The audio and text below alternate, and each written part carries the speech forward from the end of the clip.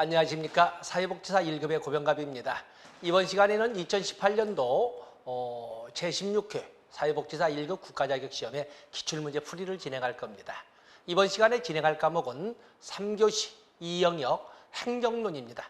사회복지 행정론을 진행할 것인데 26번부터 시작을 합니다.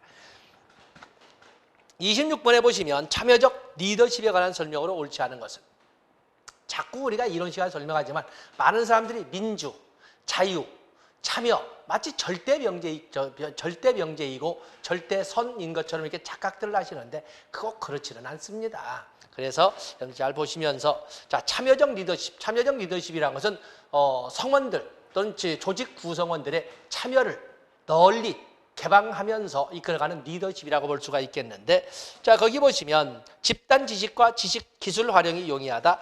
상급자의 권한과 책임을 포기하는 것이다. 아니죠. 리더십은 리더십대로 행사하되 어떤 방식으로 리더십을 발휘하냐면 조직 성원들의 참여와 조직 성원들에 대한 권한 위임을 통해서 리더십을 발휘한다는 것이지 리더십 자체를 포기하는 것은 아니라는 것입니다. 이건 뭐 그 개념을 잘못한 겁니다. 답은 2번이군요. 소요시간과 책임 소재 문제 등이 단점이다. 참여라고 해서는 참으로 착한 소리 같은 게 들리지만 경제성이나 능률성, 효율성 이런 개념으로 봐서는 좀 마이너스 아니겠습니까? 기술 수준이 높고 동기부여된 직원들이 있을 때 효과적이다. 아주 좀 속된 구어체로 한다면 남는 장사지요. 전혀 그냥 시키는 대로 일만 집행하던 사람 중에 그걸 뛰어넘는 능력이 있는 직원이 있다면 얼마나 좋겠습니까? 아주 그때 효과적이다. 직원들을 의사결정에 참여시켜 일에 대한 적극적 동기부여가 가능하다. 좋습니다. 답은 2번, 오해의 소지가 있습니다. 27번에 보시면 목표 설정 이론에 관한 설명으로 옳지 않은 것은, 목표 설정은 골 세팅 시어리에서 로크의 이론이 나와 있죠. 유계적 욕구 이론이다. 욕구 유계 이론은 메슬로우의 욕구 5단계 개설, 알더퍼의 ERG 이론 등을 우리가 설명해 볼 수가 있습니다. 관련 없습니다. 자, 목표 설정 이론, 인지에 초점을 둔 이론이다. 동기 형성을 위해 목표 설정이 필요하다고 본다. 어떠한 목표를 설정했느냐에 따라서, 어느 정도 수준의 목표를 설정했느냐에 따라서 꿈도 생각도 행동도 달라진다고 하는 것이 바로 이 목표 설정 이론입니다. 목표가 구체적일수록 효과적이라고 본다. 의미 있는 목표는 동기 유발을 일으켜 조직 성과 달성에 기여한다고 본다. 좋죠? 답은 1번 유기적 욕구 이론은 메슬로우나 알더퍼를 생각하시면 되겠습니다. 28번에 보시면 다음을 공통적으로 중요시하는 조직 이론은 리더의 지휘 권력 정도, 직원과의 관계, 과업의 구조화가 중요하다. 직원의 성숙도가 중요하다. 우리가 사회복지사 1급을 준비하면서 직원의 성숙도라는 단어는 한 번을 우리가 다루게 되는데, 바로 그것은 바로 여기 나오는 리더십 이론, 그중에 상황 이론, 그중에서도 한 사람이 나와 있죠. 바로 하나의 이론이 나와 있는데 그중에 나와 있는 것이 허쉬와 브랜차드의 상황 이론이 바로 여기에 나옵니다. 허쉬와 브랜차드는 리더십의 상황 이론을 주장하면서 특히 상황 변수로 부하의 성숙도를 강조를 했습니다. 그래서 업무 성숙도와 심리적 성숙도, 업무 성숙도라는 것은 업무 수행 능력을 말하는 것이고, 심리적 성숙도라는 것은 리더나 조직 자체에 대한 충성도를 말하지 않습니까? 결국에 이 허쉬와 브랜차드는 이 리더십 이론을 주장하면서 가장 좋은 리더란 상황에 따라 알맞은 리더십을 발휘하는, 이런 허쉬와 브랜차드 같은 부하의 성숙도에 따라 각기 알맞은 리더십을 발휘하는 지도자가 좋은 지도자이다. 이렇게 설명하는 겁니다. 이미 조직의 직원의 성숙도라는 단어를 가지고 허쉬와 브랜차드의 3차원 이론을 떠올려 보시면 되겠습니다. 한 조직에서 성공한 리더가 타 조직에서도 성공하는 것은 아니다. 상황에 따라 다르다. 이 말을 지금 하고 있는 것입니다. 어쨌든 답은 여기는 그냥 상황 이론이 되겠습니다. 29번에 보시면 다음에서 설명하는 관리 기법은 안전 확보는 서비스 질과 연결된다. 작업 환경의 안전과 사고 예방책이다. 이용자 권리 용어가 모든 대책에 포함된다. 자, 여기 작업 환경의 안전, 또 안전 확보 이런 말이 나오는데 MBO, 또 무결점 운동 한 번도 다뤄보지 않았죠. 위험 관리, 품질 관리, 직무 만족. 여기는 위험 관리에 대한 첫 번째 이 문제로 우리가 설명해 보시면 되겠습니다.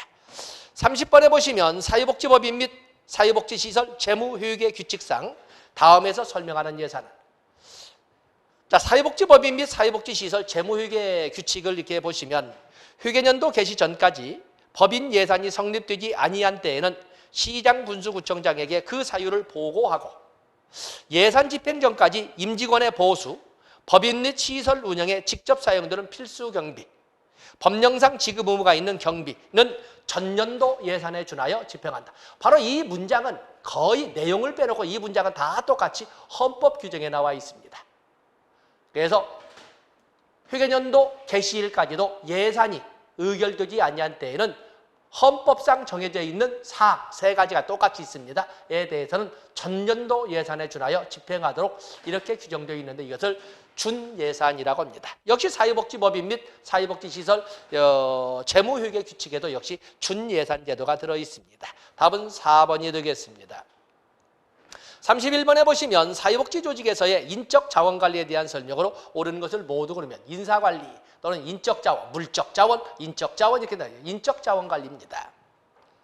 직원 채용을 위해서 직업능력 검사를 시행하였다. 조직의 역사, 사명, 기본 정책 등에 관하여 직원 오리엔테이션을 갖다. 직원 오리엔테이션, 직업능력 검사, 직원 오리엔테이션. 업무 담당자를 위해 직무 기술서를 작성했다. 이게 직무 분석을 통해서 직무 기술서도 직무 명세서도 작성하게 되는데 직무 기술서라고 하는 것은 직무에 관한 세부 설명서를 말하는 것이고 직무 명세서라고 하는 것은 직무 담당자에게 요구되는 자격이나 요건을 말하고 있는 것입니다. 어떤 직무 기술서, 직무 명세서를 작성합니다. 업무 성과 평가를 위해 직원의 행동 평가를 실시했다. 다 여기에 보면은 인적 자원 관리의 방법으로 직업 능력 검사, 직원 오리엔테이션, 직무 기술서나 직무 명세서 작성, 또 행동 평가 다 포함이 된다고 볼 수가 있습니다. 32번에 보시면 사회복지사업법상 사회복지시설평가에 대한 설명으로 옳은 것은 보건복지부 장관이 시설의 서비스 최저 기준을 고려하여 평가 기준을 정한다. 사회복지시설 평가에 대한 평가 기준은 보건복지부 장관이 정하도록 되어 있습니다. 사실은 사회복지시설 평가에 대한 것은 1997년 사회복지사업법 개정을 통해서 처음 등장을 합니다. 사실은 1997년 사회복지사업법 개정의 주된 내용은 사회복지시설 설치의 허가제를 신고제로 전환시키는 거였습니다. 근데 허가제에서 설립 신고제로 바뀌면서 소위 감독 통제의 범위가 좁아들기 때문에 바로 그 사각지대를 채우기 위해서 만든 것이 사회복지시설 평가제가 만들어지고 1999년부터 첫 번째 사회복지시설 평가가 3년에 1회라는 원칙하에서 시행되게 된 겁니다. 그래서 여기 이 시설의 서비스 최저 기준을 고려한 평가 기준 보건복지부 장관이 정한다. 1997년 사회복지사업법으로 규정되고 1999년에 제1회 사회복지시설평가가 시행된 겁니다. 99년이 되겠습니다. 사회보건복지부 장관과 시군구장이 시설평가의 주체이다. 시설평가의 주체는 보건복지부 장관 그리고 시도지사가 되겠습니다. 3년에 한 번씩 평가를 한다. 시설평가 결과는 해당 기관 홈페이지를 통해서 게시하여야 한다. 게시하여야 하고 그 평가의 결과는 지원 등에 반영이 됩니다. 공표라는 표현을 게시할 수 있다. 답은 1번이 되겠습니다. 33번에 보시면 우리나라 사회복지 전달체계에 관한 설명으로 옳지 않은 것은 최근 민간 통합 사례관리의 중요성이 높아지고 있다. 민간 협력 속에서 바로 나는 중요성이 높아지고 있다. 희망복지 지원단을 시군구에 설치하였다. 그래서 2012년에 희망복지 지원단이 시군구 단위로 설치되었습니다. 2016년 맞춤형 통합 서비스를 목적으로 하는 읍면동 복지 허브 사업이 시작되었다. 그렇죠? 읍면동. 그 때문에 보통 우리가 연표로 온다면 2010년에 사회복지 서비스 통합관리망, 사회복지 통합관리망, 행복이음 서비스가 2010년, 그다음에 시군구 단위의 희망복지 지원단 2012년, 그다음에 읍면동 단위의 읍면동의 소위 복지 허브화 사업 2016년 이렇게 되어 있습니다. 국민기초생활보장법상 생계급여의 집행체계는 읍면동이다. 그렇죠. 실질적으로 읍면동이 실질적인 그 집행체계가 되겠고 시군구는 행정체계라고 하지 않겠습니까? 전달체계이기 때문에 희망복지 지원단 설치 이후 행복이음이 구축되었다. 아니죠. 희망복지지원단은 시군구 단위의 희망복지지원단은 2012년이고 사회복지 통합 서비스, 통합관리망, 행복이음 서비스는 2010년, 그보다 앞서서 만들어진 겁니다. 2016년에 읍면동 복지허브화 사업이 시작되었다. 조금 전에 말씀 답은 5번이 되겠습니다. 34번에 보시면 다음은 어떤 조직 이론에 관한 설명인가? 우리가 조직 이론 그러면 전통적 조직 이론인 과학적 관리 이론이나 관료제 이론이나 공공관리 이론 등을 들어볼 수가 있고 보통 그 공통점 특징은 환경과의 관계는 언급하지 않는 폐쇄체계 이론이라는 겁니다. 그에 비해서 현대 조직 이론이라고 이렇게 우리가 설명하는 것은 현대 조직이라고 설명하는 것은 환경과의 관계를 당연 전제 조건하는 개방체계 이론이라는 것입니다. 거기에는 보통 거기에는 상황 구조 이론이나 또는 정치 경제 이론 또는 신제도 이론 또는 권력 자원 이론 또는 조직군 생태 이론 뭐 이런 등등의 환경과의 관계를 기본 전제로 하는 이론들을 현대 조직 이론이라고 합니다. 자, 거기 보면 현대 조직 이론에 보면은 어떤 조직 이론에 관한 설명인가? 여기는 그게 아니라 조직의 관리 기법 중에 하나를 가지고 설명을 했네요. 막대 그래프를 이용하여 막대 그래프 차트라고 한다. 자, 여기 보면 조직 관리 기법으로 MBO도 있고 퍼트도 있고 TQM도 있지만 또 조직 관리를 위한 아주 구체적인 실천 기법으로서는 겐트 차트도 있고 퍼트 기법도 있고 또 그런가 하면은 뭐 월별 활동 계획 카드라고는 섀도우 그래프도 있고 뭐 다양한 방법도 있고 PDCA도 있고 그러지 않습니까? 자, 그냥 거기에 대한 세부적인 실천 기법을 가지고 조직 이론이라고 이렇게 확대시켜서 물어봤네요. 거기 보면은 막대 그래프를 이용한다. 그렇다면 막대 그래프를 이용한다 하는 방법 나와 있지요. 자, 이것은 시간별 활동 계획 도표라고 하는 겐트 차트를 말하고 있습니다. 막대 그래프 기법이지요. 그래서 겐트 차트를 말한다. 답은 시간별 활동 계획 도표라거나 답은 2번이 되겠습니다. 35번에 보시면 사회복지 조직을 포함한 비영리 조직 마케팅에 관한 설명으로 옳은 것은 영리 조직에서 물품이나 상품 판매를 위한 마케팅과 비영리 부문이나 사회복지 부문에서 이끌어가는 조직의 서비스 제공에 관한 알림에 즉 홍보에 좀 더 가까운 마케팅과는 다소의 차이점이 있습니다. 사실은 마케팅이라고 하는 것은 영리 부문에 존재했던 것이 비영리 부문인 사회복지에 어떻게 들어왔을까? 자, 이것은 1970년대 복지국가 위기기에 그야말로 영리 부문의 많은 기업들이 도산 위기에 처하게 되니까 당연히 그들의 영향, 그들의 도움으로 운영돼야 될 사회복지 영역도 침체의 침체를 거듭하게 됐어요. 개별 사회복지 시설이나 기관 단체들도 살아남기 위해서 우리를 기억해 주세요. 우리를 알아봐 주세요. 우리 조직이나 우리 시설이나 우리 단체는 이러이러한 서비스를 제공하는 이런 조직이나 시설입니다. 이러한 서비스를 제공하는 데는 이런 서비스를 제공받도록 하기 위해서는 어느 정도 비용이 드는데 좀 더 자세히 알고 싶으시면 어떻게 찾아오시거나 어디 홈페이지를 누르시게 되면 되고 그리고 저희를 도와주심으로써 또는 저희 사업에 동참하심으로써 이러이러한 만족감을 느끼시게 될 겁니다. 이런 것을 알리는 활동을 영리 부문처럼 이렇게 하게 되는데 그게 바로 비영리 부문이나 사회복지 부문의 마케팅이라고 하는 것입니다. 조금 전에 설명했던 제가 마케팅, 사회복지 영역의 4P라고 하는 마케팅, 어떤 프로덕트, 어떤 서비스, 제품이라고 하는데 어떤 서비스를 제공하는 기관입니다. 그 서비스가 필요한 클라이언트에게 이 서비스가 제공되는 데는 얼만큼의 비용이 필요합니다. 한 달에 3만 원, 한 달에 뭐 이렇게 해서 나오지 않습니까? 그리고 저희 사업에 대해 좀 더 많이 알고 싶으시면 어디 홈페이지를 눌러보시든지 아니면 물리적 공간에서는 어디 사거리에 두 번째 건물의 3층에 있습니다.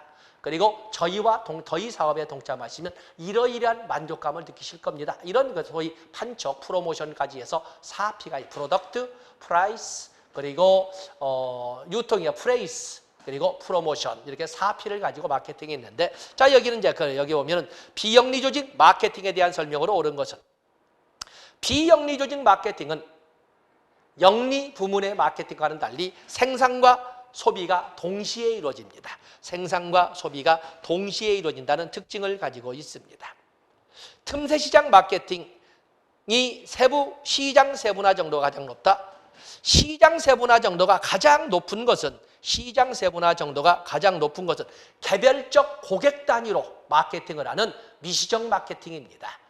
여기는 틈새 시장 마케팅을 하던 블루 오션이라든지 레드 오션이라든지 이런 것처럼 레드 오션 싸나운 경쟁 사이에 있는 틈새 영역을 찾아가는 틈새 영역을 대상으로 하는 것이 틈새 시장 마케팅인데 이것도 상당히 구체적이고 세분화되었다고 하지만 그보다 더 세분화된 것은 한 사람 한 사람의 고객을 대상으로 하는 미시적 마케팅이 되겠습니다. 사회복지 서비스 표준성은 영리조직 마케팅과 그 차이점의 하나이다. 여기 보시면 사회복지 서비스의 마케팅은 사회복지라고 하는 것은 인간을 대상으로 하기 때문에 인간마다 가지고 있는 욕구가 다르게 되고 그 각기 다른 욕구를 가진 인간을 대상으로 하는 비영리 부문, 사회복지 부문의 마케팅은 표준화할 수가 없습니다. 표준화할 수가 없다.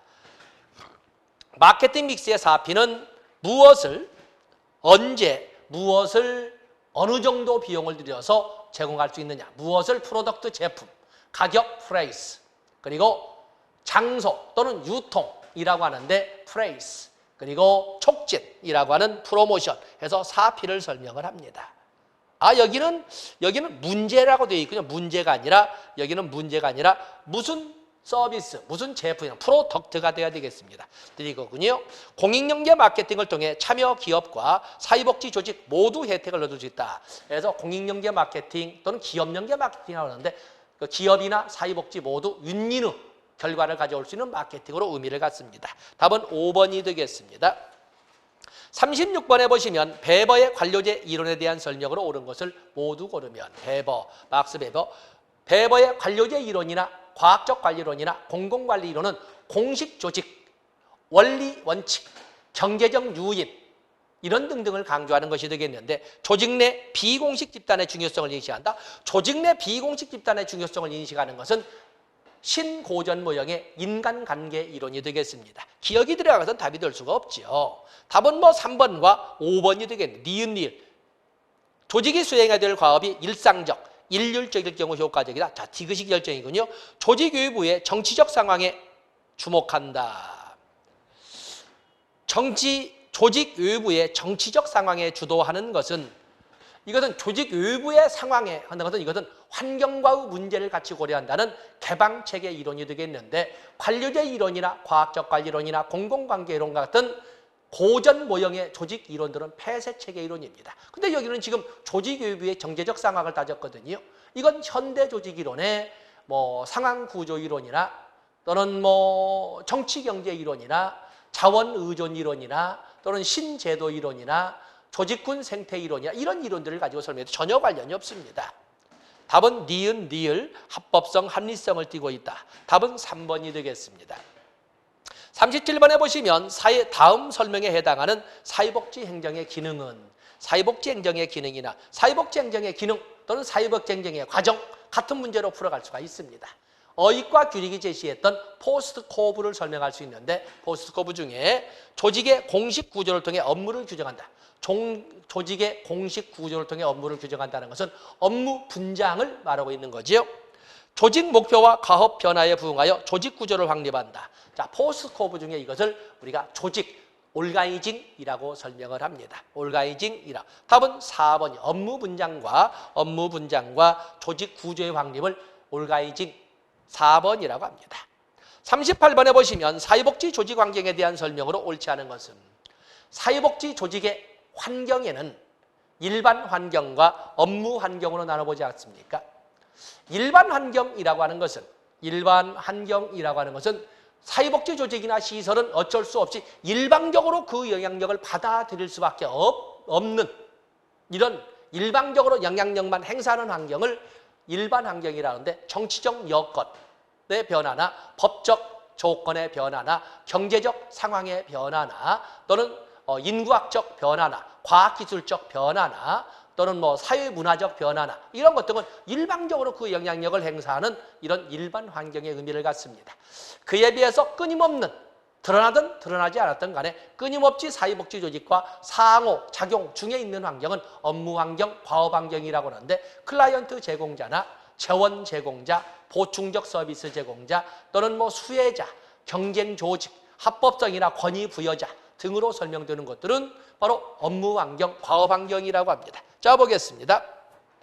조직과 상호작용하는 외부 요소를 총칭한다. 좋습니다. 경제적 조건은 조직의 재정적 기반 마련과 관련이 있다. 조직 간 의료, 협력 체계는 보충적 서비스 제공 역할을 한다. 그렇죠? 보충적 의료나 협력 체계는 본 조직이나 본 시설이 갖지 못한 이런 그 서비스나 기술, 역량 등을 채워주기 때문에 서로 돕는 서비스, 보충적 서비스 제공 역할을 한다. 법적 조건은 조직의 활동을 인가하는 기준이 된다. 좋습니다. 정치적 조건은 과업 환경으로 아니죠. 정치적, 경제적, 사회문화적, 인구학적, 과학기술적 뭐 이런 조건들은 일반 환경에 속합니다. 답은 5번이 되겠습니다. 39번에 보시면 다음 설명에 해당하는 조직이론은 자, 여기는 내용 봤더니 여기야말로 전통적 조직이론, 환경과의 관계는 전혀 언급하지 않는 폐쇄체계 이론으로서 과학적 관리론이나 관료제 이론이나 공공관리 이론, 현대 조직이론, 환경과의 관계를 당연시하는 상황구조 이론이나 정치경제 이론이나 신제도 이론이나 그런 이론들을 포함한 자원의존 이론이나 조직군 생태학 이론 등을 들어볼 수가 있습니다. 자원을 소유하고 이해관계 집단이 조직의 영향력을 발휘한다. 이해관계 집단은 조직 외부에 있는 환경의 하나에 환경에 속하는 거죠. 이해관계 집단으로서 보충적 서비스 조직도 되고 아니면 경쟁 조직도 되고 아니면 클라이언트 제공자 집단도 되고 그러지 않겠습니까? 어쨌든 환경이라는 것을 어른표가 보여줬습니다. 그다음에 두 번째, 조직 환경에서 재원을 둘러싼 권력관계를 부각시킨다. 환경이란 말이 나왔기 때문에 당연히 현대 조직 이론으로 쪼아졌습니다. 그중에 권력관계를 부각한다라고 권력관계를 부각한다는 것은 바로 자원의존 이론 중에 특히 정치적 자원과 경제적 자원을 강조하는 또는 정치적 자원과 경제적 자원의 영향력을 강조하는 정치, 경제 이론이 되겠습니다. 또 동일에 첫 번째 딱 나와 있군요. 외부 환경에 의존하는 사회복지 조직의 현실을 설명할 수 있다. 아주 드러내놓고 개방체계 이론이란 말을 하고 있습니다. 딱 보면은 3번이라든지 4번은 의미가 없는 고전적 모형이고 답은 1번이 되겠습니다. 40번에 보시면 사회복지 행정의 특성으로 옳지 않은 것은 인적 물적 자원을 활용하여 조직 목적과 목표를 달성한다. 그렇죠? 좋습니다. 이거 설명할 것이 없군요. 지역사회의 욕구를 충족시키기 위한 활동이다. 좋습니다. 사회복지 행정가는 대안 선택 시 가치 중립적이어야 된다. 사회복지 행정을 포함한 모든 행정은 가치 판단적 활동입니다. 문제 해결 활동이면서 가치 판단적 요소를 기본 전제로 설정하는 이런 가치 판단적 요소입니다. 그렇기 때문에 가치 중립적이다? 아닙니다. 가치 판단적이어야 된다. 사회복지 조직이 제공하는 서비스는 전문적 성격을 가지고 있다. 사회복지 행정가는 조직 운영에서 지역사회 협력의 중요성을 인식해야 된다. 당연한 말씀이군요. 어쨌든 우리가 사회복지라고 하는 것은 가치지향적 활동입니다. 41번에 보시면 사회복지 조직에 관한 설명으로 옳지 않은 것은 엣지오니는 지배와 복종과의 관계를 통해서 조직을 강제적 조직, 공리적 조직, 규범적 조직으로 설명을 했는데 사회복지 조직은 규범적 조직으로 분류를 했다. 맞는 것이 되겠어요. 블라와 스코트는 수혜자를 누구로 할 것이냐를 가지고 수혜자에서 공익조직, 사업조직, 서비스 또는 봉사조직, 호혜조직으로 나누는데 사회복지 조직은 서비스 조직, 봉사 조직으로 포함했습니다. 자, 보게 블라우와 스코트가 제시한 호혜적 조직은 조직 구성원들이 주요 수혜자인 조직이다. 조직 구성원들이 주요 수혜자인. 그래서 호혜적 조직이란 여기 문제가 좀 있죠. 문제가 좀 있습니다. 그래서 공급자, 수혜자 모두가 호혜 조직인데 그런 것처럼 참여자와 구성원 모두가 수혜자로서 지위를 가질 때 참여자와 구성원 모두가 수혜자인 조직 구성원이나 시설 구성원 그리고 참여자 모두가 수혜자인 경우에는 호혜 조직이라고 합니다. 그 때문에 참여자뿐만 아니라 조직 구성원들도 절반에 맞는 것이 되겠습니다. 스미스는 업무 통제에 따라서 사회적 경제조직, 사업조직, 공공조직으로 분류했다. 길버트 스미스는 사회 조직을 통제성의 강약을 가지고 관료제 조직, 일선 조직, 투가성 조직, 그리고 전면적 통제 조직으로 나눈 겁니다. 3번이 워낙 틀렸네요. 2번을 가지고 11을 붙이려고 했는데 3번이 워낙 틀렸습니다. 지벨만은 운영 주체에 따라 공공조직, 준공공조직, 준민간조직, 민간조직으로 나눴습니다. 하센펠트는 사회복지 조직의 조직 기술을 인간 식별 기술, 인간 유지 기술, 인간 변화 기술로 나눈 사람은 하센펠트가 되겠습니다. 워낙 3번이 정답하기 때문에 더할 설명이 없다고 보겠습니다. 다음에 42번으로 넘어가 보시면 총체적 품질 관리에 관한 설명으로 옳은 것은 TQM 나와 있습니다. 총체적 품질 관리는 조직의 전체 구성원이 모여서 그다음은 전 구성원의 참여와 권한 유임을 전제로 해서 지속적인 학습 과정을 통해 그다음에 끊임없는 평가 및 피드백을 통해 고객의 관점으로 제공되는 서비스를 끊임없이 평가 및 피드백함으로써 제품이나 서비스의 품질 향상을 높여보자 하는 이런 과정을 TQM이라고 합니다. TQM은 기본 전제가 말을 하지 않아도 리더의 고집이 필요하다. 강력한 의지가 필요하다. 그리고 최종 결정의 판단 기준은 고객의 눈이다. 그리고 전 구성원의 참여와 권한 유입, 그리고 지속적인 학습 과정, 다시 말해서 끊임없는 평가 및 피드백 과정을 필수 조건으로 한다는 것을 말을 했습니다. 최고 책임자의 의사결정권을 강조한다. 조직관리 및 업적평가 방식으로 고안되었다. 맥그리거의 X 이론을 발전시켰다. 서비스 생산 과정과 절차를 지속적으로 개선한다. 바로 이건 지속적인 학습 과정을 가지고 설명을 했습니다. 지속적인 학습 과정을. 작업시간 단축을 목표로 한다. 작업시간 단축을 목표로 한다는 것은 이것은 퍼트에 해당되는 것이 아니겠습니까? 퍼트에 해당되는 것이고 어떤 답은 4번이 되겠습니다. 4번에 고객이란 말을 써야지 고객이란 단어를 결코 잊어서는 아니 됩니다. 43번에 보시면 다음에서 설명하는 환경 의존 대응 전략은 사회복지 조직의 환경에는 일반 환경, 또 업무 환경을 크게 나눠보기도 하고 환경에 대한 대응 전략으로서는 권위주의 전략, 경쟁 전략, 또 방해 전략, 협동 전략 등으로 나눠봅니다. 옛날에처럼 군부 치하의 우리의 역사를 가만히 보면은 사회복지 조직은 환경에 대한 대응 전략을 쓸 적에 쓸 수조차도 없었어요. 사회복지 조직뿐만 아니라 모든 조직이 절대적으로 강력한 권력을 가진 국가의 각본에 의해서 움직입니다. 이런 것처럼 강력한 힘으로 강력한 경제적 자원이나 정치적 자원을 확보한 조직이 이끌어가는 이런 일방적으로 이끌어가는 이런 전략은 권위주의 전략입니다.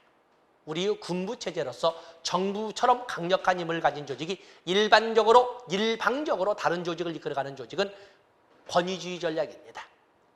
그에 비해서 경쟁적 전략이라고 하는 것은 다른 조직과의 경쟁 과정에서 다른 조직보다 보다 매력적인 것처럼 보이게끔 그래서 서비스의 질이나 행정 절차나 접근성이나 또는 접근 용이성이나 이런 등등을 다른 조직보다 좀 더 매력적으로 만들어서 다른 조직에 이겨내 다른 조직보다는 우월한 지위를 가지려고 하는 전략은 경쟁 전략입니다.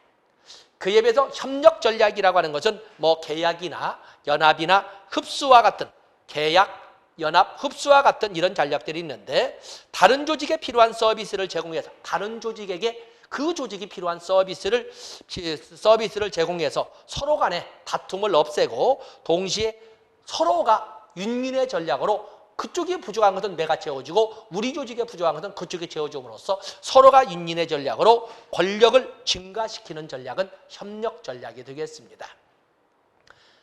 환경 대응 전략으로 최후에 정말 써서는 안 되지만 여러 가지 전략을 써도 안 된다면 최후에 쓸 수 있는 전략은 다른 조직으로 하여금 경쟁적 위치에 있는 다른 조직으로 하여금 아예 우리가 못 온다면 너희도 못해 라고 하는 것처럼 다른 조직의 활동을 아예 방해하거나 세력을 약화시키는 최후의 전략으로서 방해 전략도 있습니다.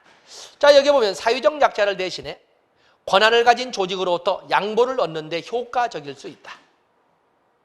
양보를 얻는데 사회적 약자를 대신해서 권한을 가진 조직으로 양보를 하는 효과. 어떤 권위주의 전략이거나 뭐 협력 전략은 아닌 것 같고, 일시적으로 얻은 이익을 상쇄시키는 반작용을 야기할 수도 있다. 일시적으로는 어떤 승부수에서 승리의 쾌감을 느낄지는 모르지만 반작용도 야기된다. 표적 조직이 평화적인 요구를 무시할 때, 표적 조직이 좋게 말할 때도 안 들을 때 최후에 쓰는 전략이다. 이 말을 지금 아주 완고히 썼군요. 답은 방해 전략이 되겠습니다. 방해 전략입니다. 44번에 보시면 퀸이 주장하는 혁신적 슈퍼바이저가 가져야 할 능력으로 옳지 않은 것은, 혁신적 슈퍼바이저가 나와 있네요. 유연한 변화를 만들기 위한 의사소통 능력, 비판적 창의적 사고 능력, 또 슈퍼바이지 개인 성과를 점검하는 능력. 이건 슈퍼바이저의 능력이 아니라 평가자의 능력이니까 글쎄 따져보시고, 조직을 둘러싼 변화를 판단할 수 있는 능력, 조직 구성원과 이해관계들 간의 갈등을 예방할 수 있는, 여기다 가장 먼 것은 개인 성과, 개인 평가지요. 답은 3번이 되겠어요. 45번에 보시면 전달체계의 원칙에 관한 설명으로 옳은 것을 모두 고른 것은, 전달체계의 원칙은 이미 제가 여러분에게 구축의 원칙 8가지를 꼭 차례대로 암기하세요. 전문성의 원칙부터 시작해서 전문성의 원칙, 그리고 GG, PP 해서 적절성의 원칙, 지속성의 원칙, 평등성의 원칙, 포괄성의 원칙, 또 자음모음의 차례에 의해서 접근성의 원칙, 책임성의 원칙, 통합성의 원칙, 이걸 차례대로 암기하시고 내용을 숙지하세요. 충분한 양과 질, 높은 서비스가 제공되어야 된다라고 하는 것은 적절성, 충분성의 원칙을 말하는 것이고, 제약 없이 서비스를 쉽게 받을 수 있다. 공간적 제약 없이 접근성을 말하는 것이고, 필요한 서비스가 일정 기간 지속적으로 제공되어야 된다. 지속성을 말하는 것이고, 지속성을 연속성이라고 합니다. 종합적으로 서비스가 제공되어야 한다. 서비스 제공의 다양성은 포괄성을 말하는 겁니다. 옳은 것은 니은번과 디귿번이 되겠습니다. 46번에 보시면 사회복지 재원에 대한 설명으로 옳은 것을 모두 고른 것은, 사회복지 재원은 여러분 알다시피 공공재원과 민간재원으로 이렇게 나눠볼 수가 있지 않습니까? 또 그런가 하면 정책적으로 또 사회복지 재원은 내부 재원, 내부 자원의 재원과 외부 재원을 나눠볼 수도 있습니다. 외부 재원의 영향을 많이 받는다. 사회복지는 특히 외부 재원을 포함한 외부 자원의 영향을 많이 받죠. 그다음에 사회 서비스 이용권과 같은 민간 재원은 1970년대 복지국가의 위기를 극복하자고 하는 1980년대 이후에 복지국가 재편기를 통해서 확대되어 가고 있습니다. 니은번은 틀린 거지요. 니은번은 틀린 것이 되겠어요. 재원 확보를 위하여 지역사회의 타 기관과 연계 노력을 해야 한다. 뭐 디귿번을 틀렸다고 할 사람이 어디 있겠습니까? 그래서 기역번 디귿번 해서 답은 4번이 되겠습니다. 47번에 보시면 기획에 관한 설명으로 옳지 않은 것은, 기획에 관한, 기획이라고 하는 것은 의사결정 과정으로서 미래지향적, 동태적이고 미래지향적이고 목표지향적인 이런 의사결정의 활동을 기획이라고 합니다. 왜 기획을 할까? 기획을 하면 무엇이 좋아서 이게 기획을 할까? 필요성이 나와 있죠. 그야말로 효과성, 효율성도 증진시키고, 또 조직 성원들의 책임감도 증진시키면서 사기도 진작시키고, 조직 성원들로 하여금 불확실성을 감소시켜줌으로써 또한 사기가 진작될 수 있다고 볼 수 있습니다. 그런가 하면 합리성도 증진되고, 연속적인 동태적인 과업이다. 효율성, 효과성, 증진의 목표를 둔다. 타당한 사업 수진을 위한 위함이다. 즉 합리성을 도모한다. 미래 환경 변화에 대응하기 위한 의사결정 과정이다. 목표 지향적이며 과정 지향적 활동이다. 과정 지향, 의사결정 과정이니까 안타. 답은 5번. 서비스 문제군요. 48번에 보시면 스키드모어의 7단계 기획과정에 관한 설명으로 옳은 것을 모두 고르면, 이 문제를 제가 여러분에게 암기하라고 하지 않겠습니다만 어쨌든 그냥 과정이란 말 빼고 한번 보겠습니다. 구체적 프로그램 수립 단계는 도표 작성 등의 업무를 포함한다. 결과 예측 단계는 발생 가능한 일을 다각도에서 예측해 보는 것이다. 그렇죠? 다각도라는 데는 니은번을 틀렸다고 할 수 없습니다. 기억번은 좀 오해의 소지가 있으나 니은번은 틀렸다고 할 수가 없습니다. 그래서 거기 보시면 니은번, 2번, 4번, 5번이 답이 되겠어요. 자원 고려 단계는 기획 단계 중 첫 번째 과정으로 기획과정에서 첫 번째 과정은 목표를 설정하는 과정입니다. 그런데 무슨 디귿번이 맞을 수는 없는 거죠. 디귿번 되는 것은 다 틀린 것 아니겠습니까? 그렇다면 답은 보나마나 4번이 될 수밖에 없습니다. 기획 단계에서는 먼저가 바로 목표를 설정하고 난 다음에 목표 달성에 필요한 자원을 고려하는 겁니다. 그런데 여기는 자원 고려를 첫 번째 단계인데 목표 달성 다음에 자원 고려가 되겠어요. 디귿번은 틀린 거지요. 개방성 유지 단계에서 보다 나은 절차가 없는 경우에 기존 계획을 유지한다. 좋습니다. 바로 거기에 보면은 기역, 디귿, 니을 이렇게 해야 돼요. 기역, 디귿, 니을. 답은 좋습니다. 다음에 49번에 보시면 다음에서 설명하는 프로그램 평가 요소는 프로그램 활동 후 얻은 양적 최종 실적을 말한다. 프로그램을 수행한 결과로 얻은 양적 결과를 우리는 산출, 또 산출 다음에 그 산출에 대한 클라이언트의 내재적 만족도와 같은 성과가 있는데 그냥 싸잡아서 산출이라고도 합니다. 서비스 제공 시간과 프로그램 참가자 수로 나타난다. 자, 이렇게 양적이란 말을 구체적으로 표현했기 때문에 답은 산출이 되겠습니다.